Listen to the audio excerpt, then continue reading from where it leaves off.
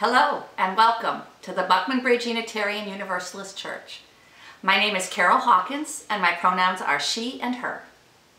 Unitarian Universalism is a creedless faith that sets each of us on a free and responsible search for truth and meaning. As we continue to wait for the COVID infection rate to fall, our church offers several ways for you to connect with us online. There are Zoom classes and discussion groups, care initiatives, and social justice actions. If you're a member, you can shoot the breeze with us on Facebook.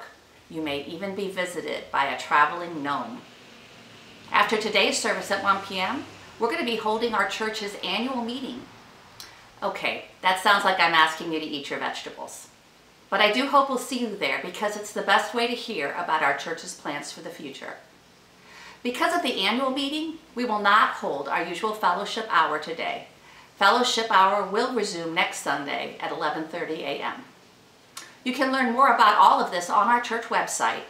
And if you're curious about the Unitarian Universalist faith, you can also check out the website of our parent organization, the Unitarian Universalist Association. Thanks and welcome again. Monday, May 17th, will be International Day Against Homophobia, Transphobia, and Biphobia.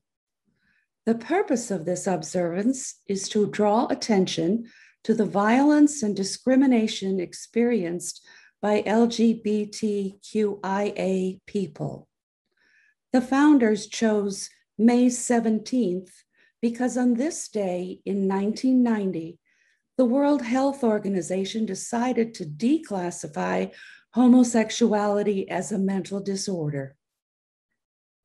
People now observe this day in 130 countries, including 37 where same-sex acts are illegal. As we light today's chalice, we honor our LGBTQ siblings with a reading from Reverend Julia Corbett Haymeyer.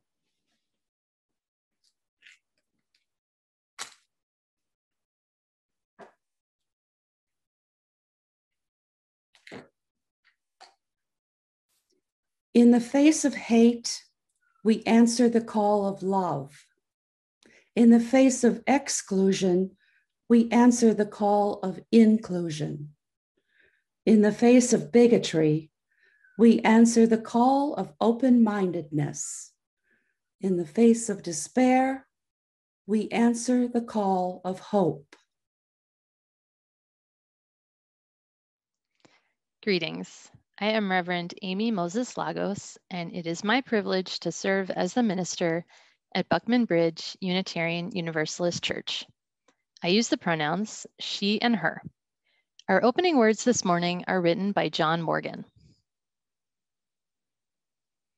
We gather here to seek unity of spirit in the midst of diversity, to heal the wounded and confront the oppressor, to instill joy and confidence in our children, to grow in mind, body, and spirit, and to bear witness to the transforming power of love, beyond which not a single atom nor soul is lost forever. Thus do we covenant with each other in the presence of that which is holy.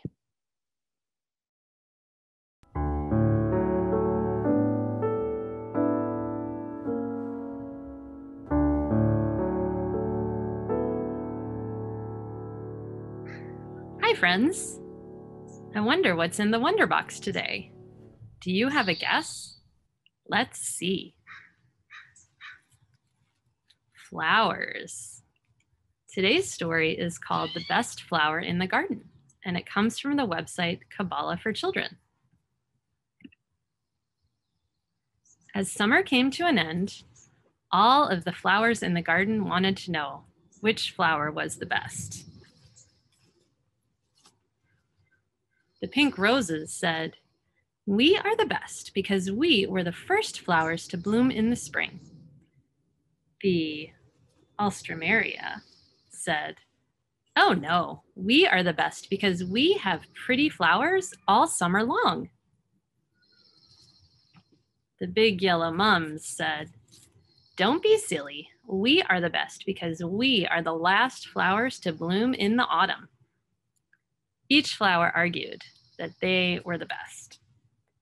But when people came to see the garden, they stopped. All the flowers were quiet and looked very proud, so people would say that they were the best. One day, the gardener came into the garden. The pink roses fluffed up their petals so that they would look best. All of the alstroemeria stood up tall so that they would look the best. The yellow mums beamed in the sunlight so that they would look the best. All the flowers were sure that the gardener would say that they were the best. But the gardener only smiled and said, "Look at all of my pretty flowers." The gardener took a basket and began to put the pink roses into it. The roses were sure they were special because they were picked first. But the alstroemeria just laughed at the roses. "Ha ha, you are not pretty enough to stay in the garden." Next, the gardener put some alstroemeria in the basket, and the mums began to laugh. "Told you, we are the best because we are the only flowers left in the garden." Finally, the gardener put the mums into the basket. Again, all the flowers began to fight over who was the best. When the gardener got to the house, she began to put all of the beautiful flowers into a vase. First, she put the pink roses into a vase, remembering that they were the first flowers to bloom in the spring. Next, she put the alstroemeria in the vase.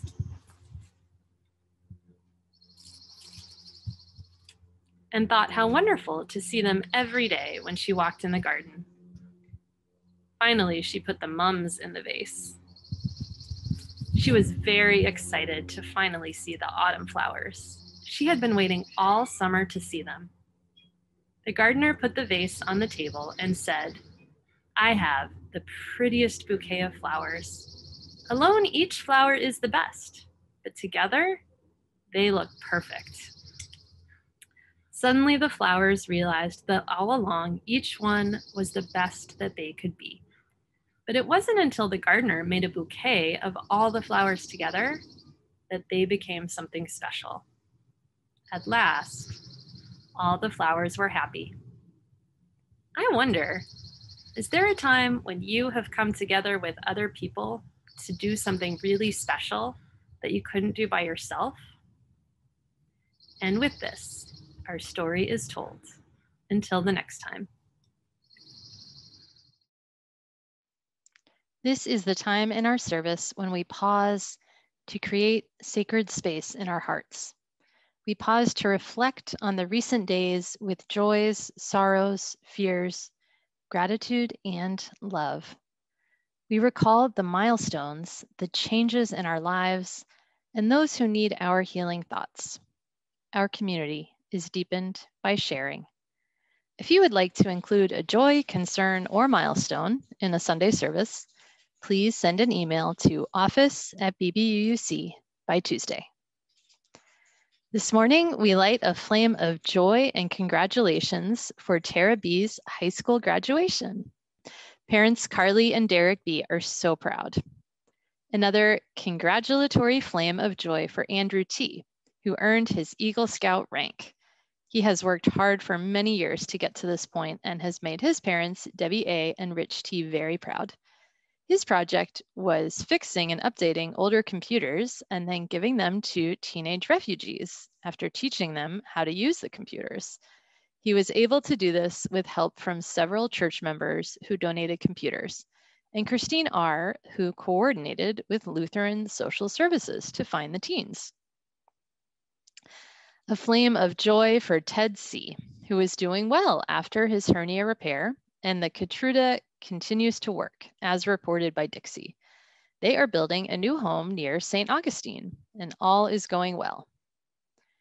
A flame of concern for Joni M, who has broken both of her wrists trying to play pickleball for the first time. Her left is worse than the right, so she is able to peck at the keyboard a little and thankfully hold a cup of coffee. The splint should be off in 3 to 4 weeks.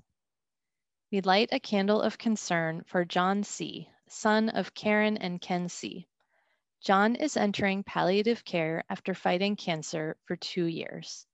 Let us send our love and prayers to John and his family during this difficult time. We light a final candle for all the joys and concerns that are present in our hearts today. For the joys shared, we join you in celebration. For the sorrows and concerns spoken here, may you feel our sympathy and compassion. For all that remains unspoken, both joy and sorrow, may the caring of our community offer you both kindness and hope.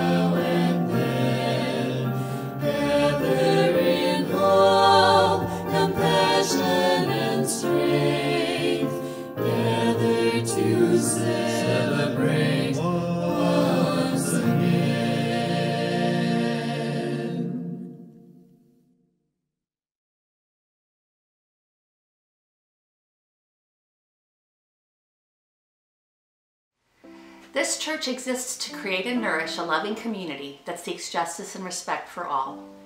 Getting there depends on all of us. Our church's operations are funded through pledges by members and friends like you. Your continued support matters, and we are most grateful for your gifts.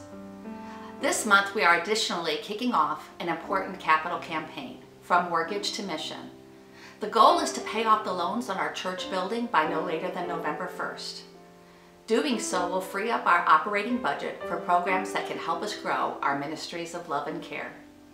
Our goal is $112,932, which sounds like a lot. But an anonymous donor has generously pledged to match your gifts up to $50,000. We hope that each of you consider contributing to this campaign and investing in the future of BBUUC. Finally, your donations to this month's Share the Plate offertory will support Rethreaded. This Jacksonville nonprofit gives human trafficking survivors a second chance at life by providing them with safe, viable, and dignity-giving employment. Rethreaded is in the process of acquiring a new building which is 10 times as large as their current space. This will allow them to expand production, offer more jobs to more women, and make sure we never have to say no to survivors of human trafficking. Please use the Rethreaded link on this page to donate, or donate directly at rethreaded.com. Thank you again for all that you give.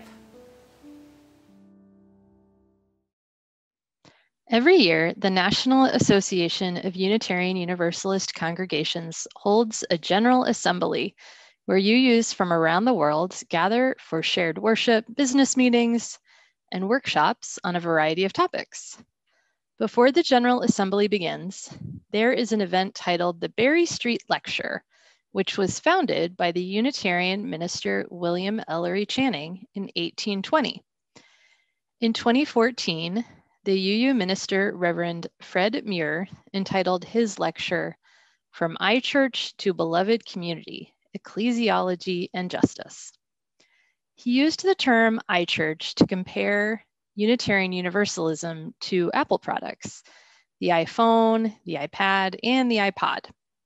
The I in iPhone is supposed to indicate that this is a unique piece of technology for the individual user to use for whatever they want to do with it.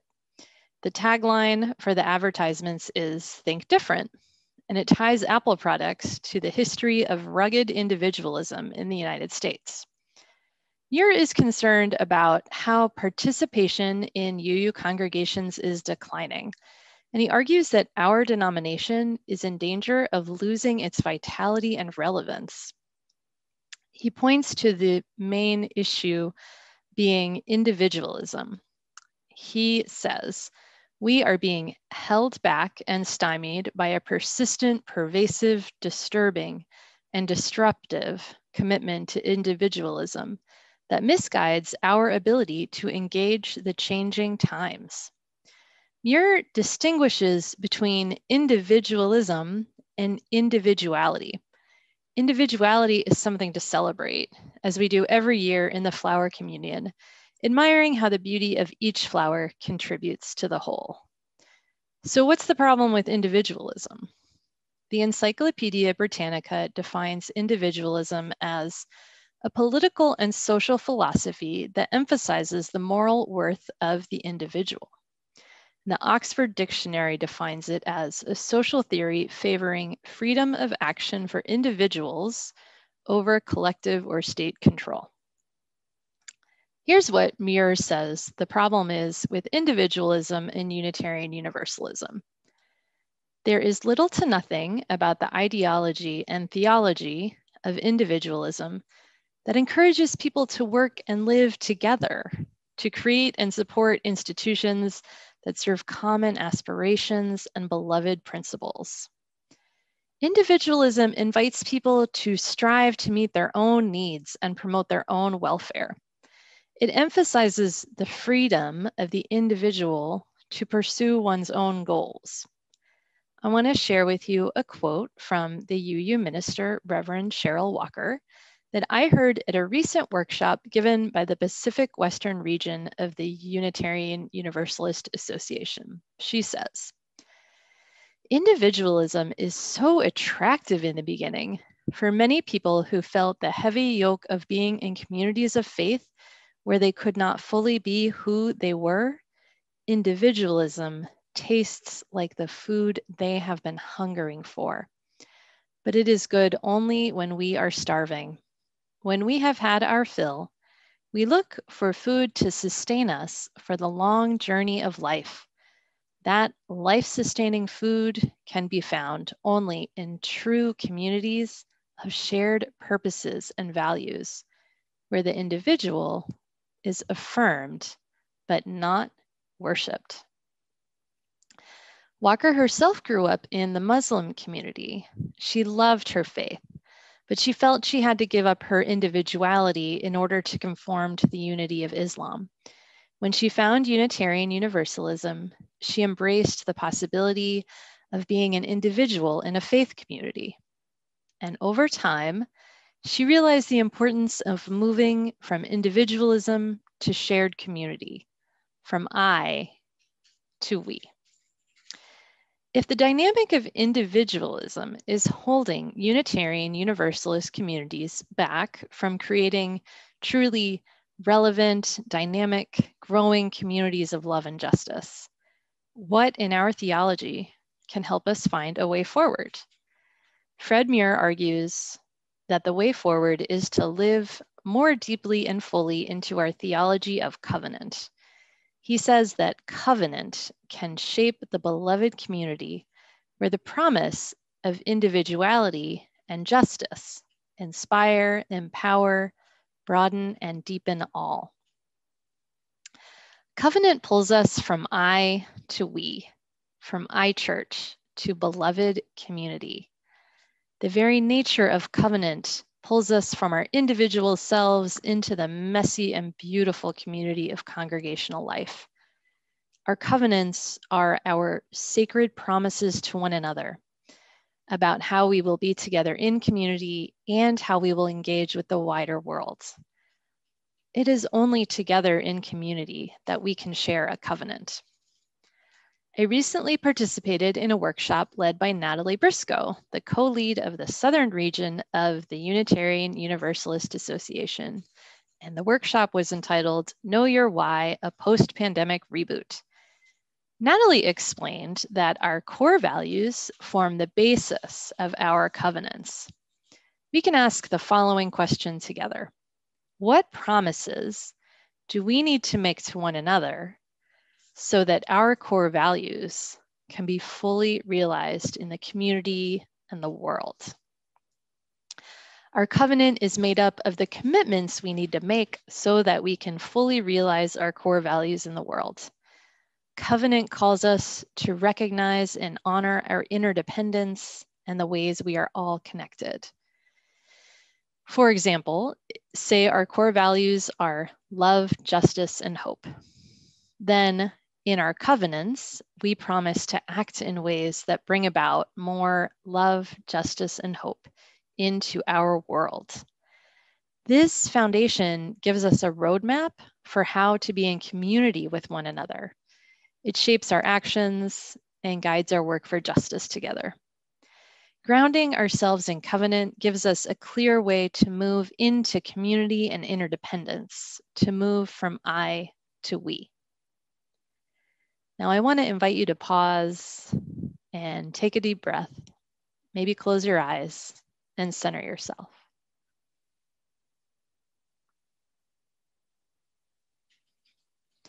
When was a time when you experienced a peak moment in community with other Unitarian Universalists? Maybe it was a feeling of joy or love or gratitude. Maybe it was in a worship service or a small group circle, a committee meeting, or a social justice action. I invite you to remember that feeling and bring it into this space.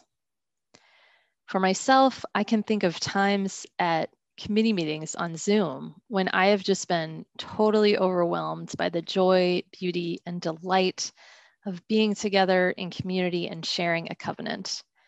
I have been profoundly moved by people showing up week after week, month after month, faithfully and lovingly working to sustain a community of love and justice. These moments sustain me and nurture me in the hard, ongoing work of living into our covenants together. These moments for me are an embodied experience of the love and power of covenanted community. It's helpful for me to remember the emotional and embodied experience of covenant, to remind myself why I'm a Unitarian Universalist and why I am so committed to strengthening our congregations. These moments help me remember that I am connected to a community larger than myself and that I am committed to joining with others to bring more love and justice into the world. This helps me to keep on moving forward when things get hard. Life together in community is hard work. We get frustrated, we get stressed out, we face disappointments and even heartbreak. Parker Palmer once wrote, Community is that place where the person you least want to live with lives. We need moments of beauty and joy to remind us that what we do together is valuable and important, and it feeds our spirit. These moments can sustain us for the long haul. Worship is an opportunity to lift up that which is of worth in our community. It is a time to remind ourselves of our highest values and aspirations. Hopefully, it provides a message we can take with us throughout the week to help us choose to bring more love, kindness, and hope into the world in our everyday actions. So today, I hope to lift up that our covenants are worthy of our attention and our energy. Covenants strengthen our sense of community and connectedness. They remind us that we are not isolated beings, but strands woven into a great tapestry of creation, connected to everything that ever was. We have the power to make promises to one another that can bring about more love and justice and hope into the world. Let us call on the energy of interdependence, the power of we, the promises of covenant, to sustain us and guide us in the weeks ahead. May these energies help us to join our life force with the flow of grace in the world, blessing the life we see thriving around us. May we be a part of growing love, justice, and hope in the world. May it be so. Amen.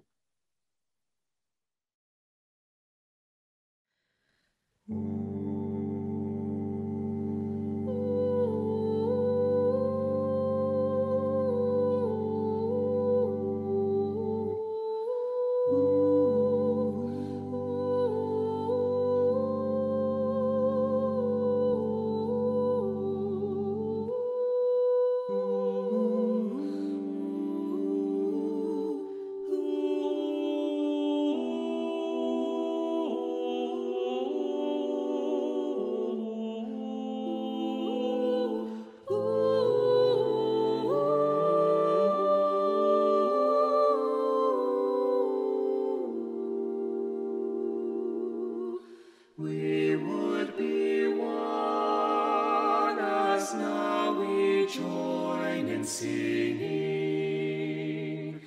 our hymn of love to pledge ourselves anew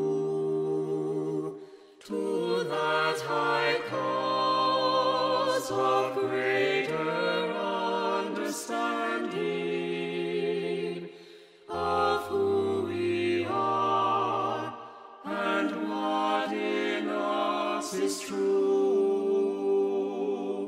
We would be one in living for each other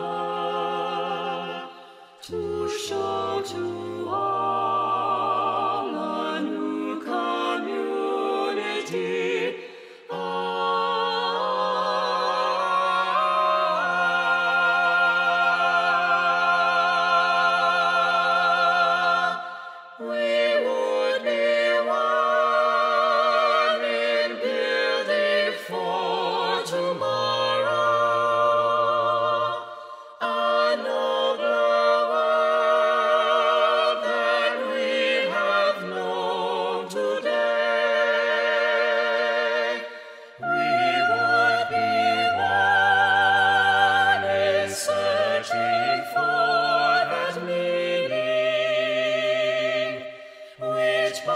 Our hearts and points us on.